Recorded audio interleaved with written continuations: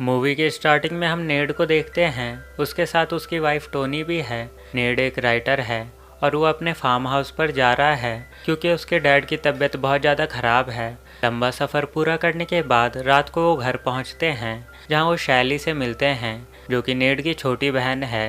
नेड को देखकर शैली बहुत ही ज़्यादा खुश हो जाती है क्योंकि आज वो 20 साल बाद घर लौटा है। शैली नेड से कहती है कि तुम डैड से कल मिल लेना, अभी वो सो रहे हैं। उसके बाद वो उन दोनों को कमरा दिखाती है। कमरे में आने के बाद टोनी को पता चलता है कि नेड का एक भाई भी था जिसका नाम क्लिफ था। उसके बारे में वो नेड से पूछती है कि वो तुम्हारा बड़ा भाई था या छोटा भाई। तो नेड थोड़ा कंफ्यूज होकर बोलता है कि वो मेरा बड़ा भाई था। रात को सोते टाइम नेड को ड्रॉअर में एक परफ्यूम मिलता है। वो जैसे ही उसे खोलकर स्मेल करता है उसे तुरंत उसकी जुड़वा सिस्टर केट की याद आने लग जाती है और हम नेड का बीता हुआ पास्ट देख पाते हैं, जिससे हमें पता चलता है कि नेड और केट का कुछ ज़्यादा ही क्लोज रिलेशनशिप था। इसके बाद हम टोनी को नेड के साथ इंटीमेट होते हुए देख पाते हैं। अगले दिन नेड को पुरानी यादें याद आने लगती है, उसकी बहन केट, उसका भाई क्लिफ और बहुत कुछ। फिर सुबह नेड अपने फादर ब्रूस से मिलता है जो कि बीमार थे और धीरे धीरे उनकी हालत और ज़्यादा ख़राब होती जा रही थी।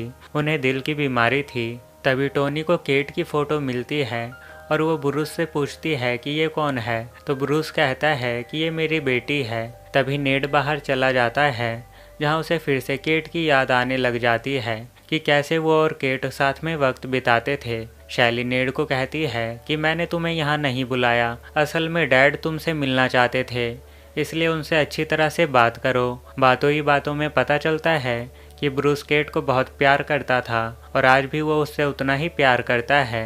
घर पे टोनी एल्बम देख रही थी। तब वो ब्रूस से पूछती है कि क्या केट भी यहाँ पर आ रही है। तब ब्रूस कहता है कि वो और क्लिफ अब इस दुनिया में नहीं रहे। जब नेड और टोनी बाहर घूमने जाते हैं तब टोनी नेड से पूछती है कि उनकी डेथ कैसे हुई थी। तब नेड कहता है कि एक कार एक्सीडेंट में। अब यहाँ आने के बाद नेड की रातों की नींद उड़ चुकी थी। उसे अपने भाई क्लिफ और केट की बहुत ज़्यादा याद आती थी, इसलिए अब वो उन यादों को एक बुक में लिखना स्टार्ट कर देता है। तो वहीं टोनी इस जगह से बोर हो चुकी थी क्योंकि यहाँ पर करने के लिए कुछ भी नहीं था। ये बस एक रेगिस्तान था। बस्तिया शहर यहाँ से बहुत ज़्यादा दूर थी। तब नेड उसे खुश करने के लिए उसे झूले पर बैठाता है। फिर से उसे केट की याद आने लगती है और अनजाने में वो टोनी को नीचे गिरा देता है। इस वजह से टोनी और भी ज़्यादा गुस्सा हो जाती है। अब टोनी बहुत ही अकेला फील करने लगी थी क्योंकि नेड अपना ज़्यादातर टाइम बुक लिखने में ही बिताता था। तब नेड एक बार उसे मनाने के लिए उसके कपड़े उतारकर उसके साथ इंटीमेट होने लगता है, पर टोनी पहले से ही नेड से गुस्सा थी, इसलिए वो चिल्लाने लगती है, जिस कारण नेड उस पर गुस्सा करता है। पर बाद में दोनों एक दूसरे से माफ़ी मांग लेते हैं। ब्रूस की हालत और भी ज़्यादा ख़राब होती जा रही थी, इस वजह से वो ठीक से चल भी नहीं पा रहा था। तो टोनी अब उसका ख्याल रखने लगती है। एक दिन जब नेड बाथरूम में फ्रेश होने के लिए जाता है तब उसे याद आता है कि कैसे वो एक बार बाथरूम में चला गया था जब केट बिना कपड़ों के नहा रही थी। तब केट उस पर गुस्सा हो गई थी। जब वो बाहर आती है तो वो नेड से कहती है कि वो बहुत अकेला फील करती है और वो अपनी माँ को भी बहुत ज़्यादा मिस करती है। ये कहकर वो रोने लगती है तो नेड उसे सहारा देने लगता है, लेकिन गलती से नेड का स्पम केट के हाथ के ऊपर गिर जाता है, जिस वजह से केट नेड से गुस्सा हो जाती है। एक दिन नेड देखता है कि टोनी उसकी बुक पढ़ रही है। अब नेड कुछ कर पाता उससे पहले ही टोनी को सब कुछ पता चल गया था कि नेड और केट का फिजिकल रिलेशन था। इस वजह से दोनों के बीच में बहस हो जाती है। इसमें नेड टोनी को एक थप्पड़ मारता है, जिससे टोनी और भी ज़्यादा गुस्सा हो जाती है और वहाँ से कार लेकर निकल जाती है। नेड उसे रोकने के लिए उसका पीछा करता है, पर वो नहीं रुकती। निराश होकर नेड कार की स्टीयरिंग पर अपना सिर मारता है। टोनी के यहाँ से चले जाने के बाद नेड टेंशन में बहुत ही ज़्यादा ड्रिंक करता है और उसकी यादें उसका पीछा नहीं छोड़ रही थी और हम नेड और केट के बिताए हुए वक्त को देख पाते हैं। दरअसल ये लोग बस्ती से बहुत दूर रहते थे। जब ये बड़े हुए तो केट बहुत अकेला फील करने लगी, जिस वजह से केट और नेड में नज़दीकियाँ बढ़ने लगी थी, पर ये लोग कभी भी इंटीमेट नहीं हुए थे।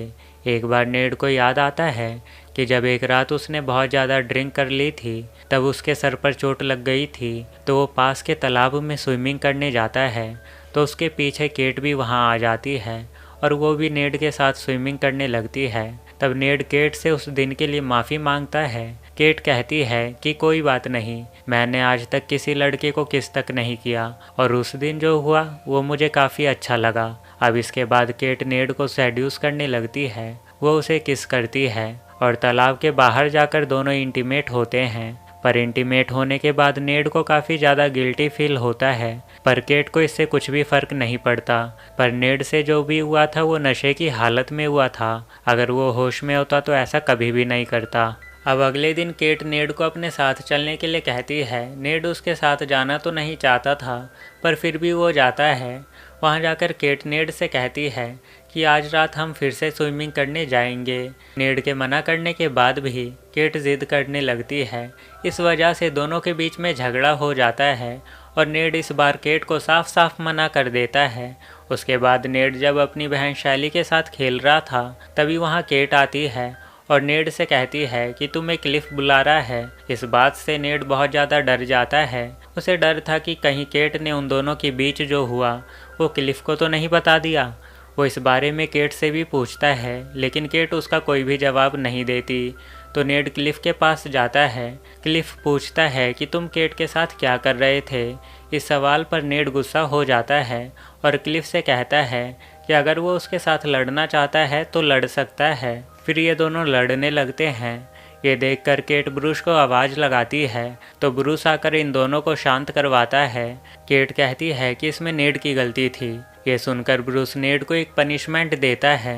पनिशमेंट ये थी कि उसे केट को क्रिसमस पार्टी में ले जाना पड़ेगा, जो नेड को ना चाहते हुए भी करना पड़ता है। और वो उसे पार्टी में ले जाता है जहाँ केट नेड के लिए अपना प्यार जताती है। वो कहती है कि चलो कहीं बाहर चलते हैं, मुझे यहाँ पे मज़ा नहीं आ रहा। तो नेड कहता है कि चलो घर चलते हैं। तब केट साफ साफ मना कर देती है कि घर नहीं, कहीं और चलते हैं। यहाँ नेड उसके इरादे समझ गया था, इसलिए वो उसे मना कर देता है और एक दूसरी लड़की को जाके किस करने लगता है, जिसे देखकर केट रोने लगती है और क्लिफ के साथ घर चली जाती है। यहाँ नेड उस लड़की के साथ इंटीमेट होता है और उसके बाद घर के लिए निकलता है। जहाँ रास्ते में वो क्लिफ की कार को देखता है, जिसके अंदर वो देखता है कि केट मर चुकी है। इस इंसिडेंट से नेड एकदम से टूट गया था। पास के ही एक फैक्ट्री में उसे क्लिफ की भी लाश मिलती है, जिसने खुदकुशी कर ली थी। नेड केट और क्लिफ की मौत का जिम्मेदार खुद को ही मानता है। उसे आज भी इस बात का पछतावा है कि कहीं ना कहीं उसी की वजह से केट का एक्सीडेंट हुआ था।